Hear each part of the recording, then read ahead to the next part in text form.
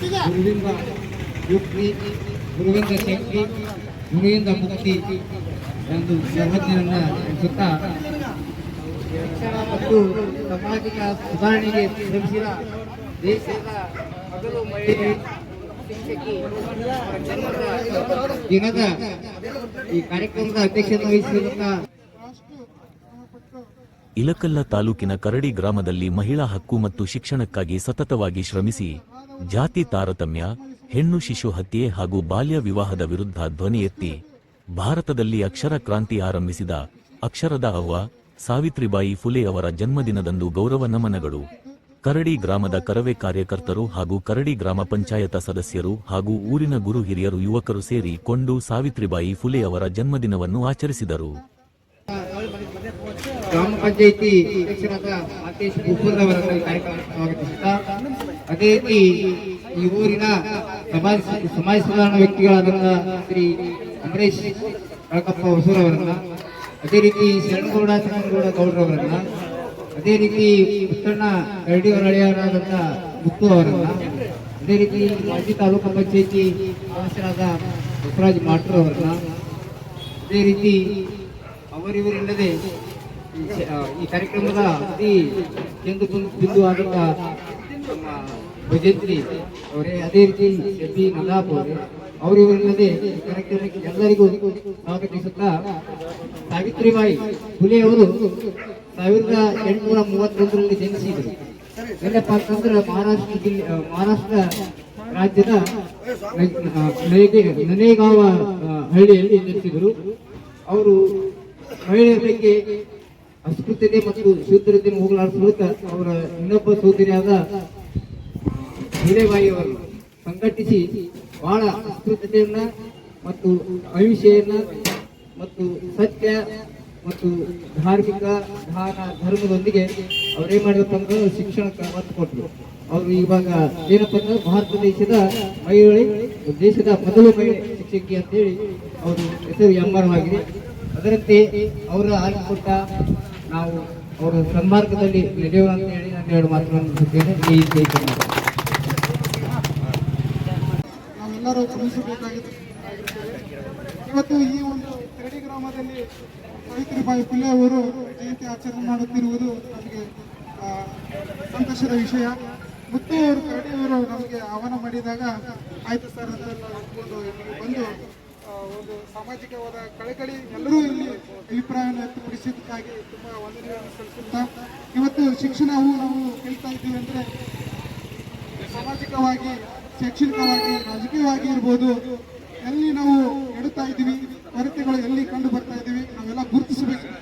ನಮ್ಮ ಮನಸ್ಸಿಗೆ ಎಲ್ಲಿ ಒಂದು ಪತ್ರವಾಗಿರ್ತಿದೆಯೋ ನಾವು ಅದನ್ನು ಸಾಮಾಜಿಕವಾಗಿ ಚಿಂತನೆ ಮಾಡುತ್ತಾ, ಕೆಳಸ್ತರದಲ್ಲಿರುವಂಥ ವ್ಯಕ್ತಿಗಳನ್ನು ಮೇಲ್ಸ್ತರದಲ್ಲಿ ಕೊಂಡೊಯ್ಯುವುದು ಬಹಳಷ್ಟು ಕಷ್ಟ.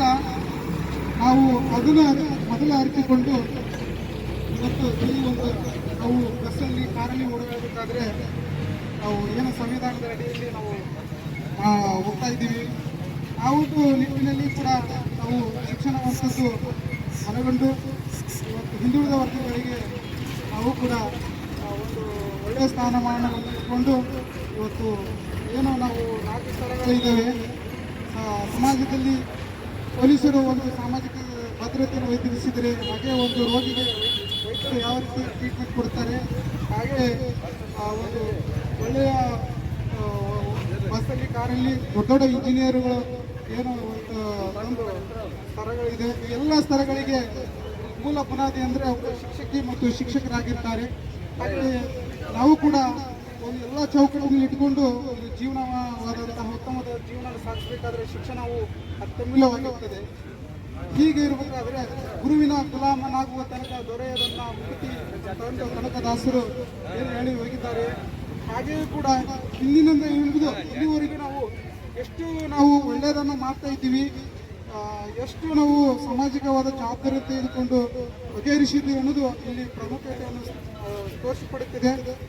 ಹಾಗೆ ಹಿಂದೆ ಹೇಳ್ತಿದ್ರು, ಗುರು ಬ್ರಹ್ಮ ಗುರು ವಿಷ್ಣು ಗುರುದೇವ ಮಹೇಶ್ವರ ಸಾಕ್ಷಾತ್ ಪರಬ್ರಹ್ಮ ತಸ್ಮೈ ಶ್ರೀ ಗುರುವೇ ನಮಃ ಅನ್ನುವಂತೆಯೇ ನಾವು ಕೂಡ ಒಂದು ಯಾವುದೇ ಒಂದು ಸ್ಥಾನದಲ್ಲಿ ಇದ್ರೂ ಕೂಡ ಹಿಂದೆ ನಡೆದಂಥ ಘಟನೆಗಳನ್ನು ಕೆಟ್ಟ ಘಟನೆಗಳನ್ನು ಕೆಟ್ಟ ಸಮುದಾಯದಲ್ಲಿ ಬೆಳೆದಂತಹ ಒಂದು ಸಂದರ್ಭದಲ್ಲಿ ನೋಡಿಕೊಂಡ್ರೆ ನಾವು ಇವತ್ತು ಶಿಕ್ಷಣದಿಂದ ಗುರುಗಳಿಂದ ಬಹಳಷ್ಟು ಕಲಿತಿದ್ದೇವೆ.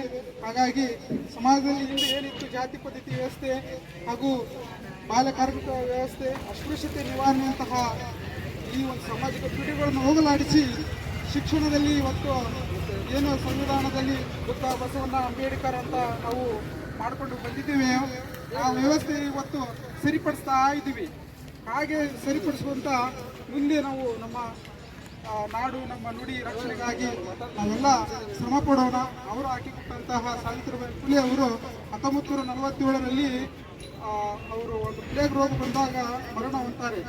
ಒಂದು ರೋಗಿಗಳ ಒಂದು ಸೇವೆಯಲ್ಲಿ ಕೂಡ ಅವರು ಮರಣ ಹೊಂದಿದ ಒಂದು ಸಂದರ್ಭ ಇಡೀ ಭಾರತ ದೇಶವೇ ಶಿಕ್ಷಣದಲ್ಲಿ ಮಹಿಳೆಯರು ಮಹಿಳಾ ಸ್ಥಾನದಲ್ಲಿ ನಿಂತ್ಕೊಂಡು ಜವಾಬ್ದಾರಿ ಇಟ್ಕೊಂಡು ಅವರು ಮಾಡ್ಕೊಂಡು ಬಂದಿದ್ದಾರಲ್ಲ, ಅವರ ಒಂದು ಸಿದ್ಧಾಂತಗಳು ತತ್ವಗಳನ್ನು ನಾವು ಯಾವತ್ತೂ ಮರೆಯದೇನೆ ನಮ್ಮ ಮುಂದಿನ ಪೀಳಿಗೆ ಯುವಕರ ಆಗಿರ್ಬೋದು, ವಿದ್ಯಾರ್ಥಿಗಳು, ಮಕ್ಕಳು, ಪೋಷಕರು ಅವರ ಒಂದು ಸೇವೆಯನ್ನು ಮಾಡ್ತಾ ಅವರ ಸ್ಥಾನದಲ್ಲಿ ನಾವು ಕೂಡ ಶಿಕ್ಷಣದ ಅಲ್ಪದಲ್ಲಿ ಸಾಗೋಣ, ಅವರ ಸಿದ್ಧಾಂತಗಳನ್ನು ಬೆಳೆಸೋಣ ಅಂತ ಹೇಳ್ತಾ ನಮಗೆ ಮಾತನಾಡಲಿಕ್ಕೆ ಅವಕಾಶ ಮಾಡಿಕೊಟ್ಟಂತ ನಮ್ಮೆಲ್ಲರಿಗೂ ವಂದನೆಗಳನ್ನು ಹೇಳ್ತಾ ಸಾವಿತ್ರಿಬಾಯಿ ಫುಲೆ ಅವರಿಗೆ ಜೈ ಹಿಂದ್, ಜೈ ಕರ್ನಾಟಕ, ಜೈ ಭಾರತ್ ಮಾತೆ. Thank you.